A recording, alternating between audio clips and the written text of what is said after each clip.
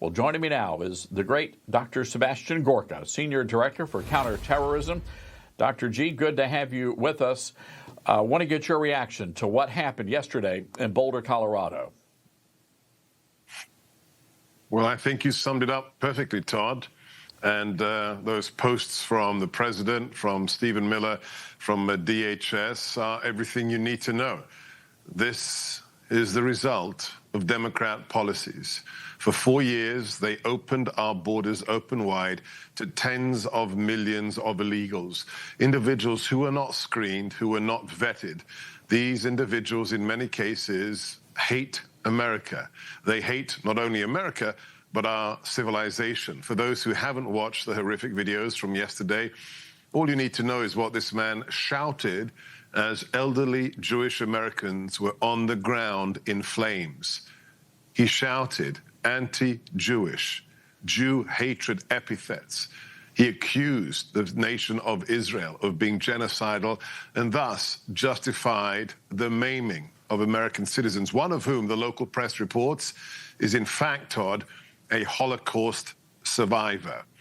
All you need to know is that the last administration endangered the lives of every single American by their feckless dismantling of our borders. Today, in the 130 plus days we have been in the White House, President Trump, Governor Noem, Stephen Miller, Tom Homan, Kash Patel, Dan Bongino are working relentlessly to identify every single one of those illegals who poses a threat to America and to have them removed from this country. But in the meantime, you're absolutely right. As I have said for many, many years before I came back into the White House, you, the individual watching this show right now, you are on the front line of the war between civilization and barbarity. You have to take responsibility for your safety and the safety of your loved ones. So if you live in a jurisdiction that permits it, buy a gun, get the permit to carry it, train, and understand that you are on the front line of the war between jihadis and between Christians and Jews and Western civilization. You know, Dr. G, one of the videos, it just infuriated me. You could hear a woman shouting in the background, "If only I had my gun with me." Boulder, Colorado, by the way, happens to have the strictest gun laws in the entire state of Colorado. So this guy had to have known that this was going to be a peaceful gathering. Nobody there was really able to defend themselves against this monster. And again, we're talking about a 45-year-old, Dr. G. That's the concern. How many more people like this guy are out there? Well, you don't have to hypothesize. We've seen the videos from the Ivy League campuses, from Columbia University. We've seen dozens, hundreds, thousands on the streets of New York, here in D.C., in the nation's capital, screeching and screaming phrases like, "from the river to the sea." That is genocide. That means the eradication of Israel.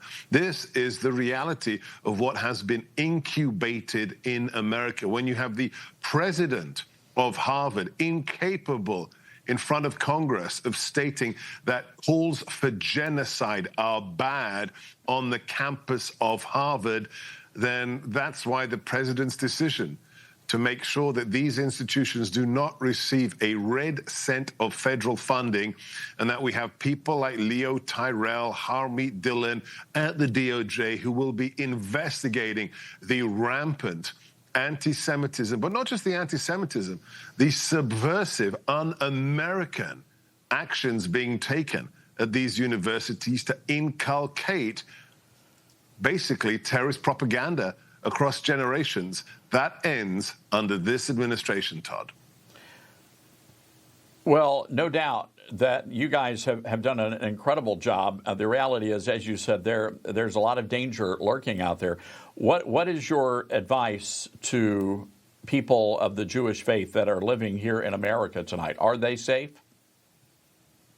It depends where they live. It depends what the local political elite has done to provide security for them.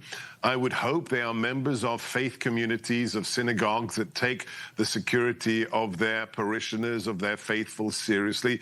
But at the end of the day, look, I don't want to make light of this, but, you know, there is this old joke. Why do you carry a gun? Because a police officer is too heavy, right? It's that audio that you mentioned, a woman screaming, "If only I had my gun." Look at that video. How long after he's maimed those American citizens, he's just standing there holding that improvised flamethrower, holding those Molotov cocktails.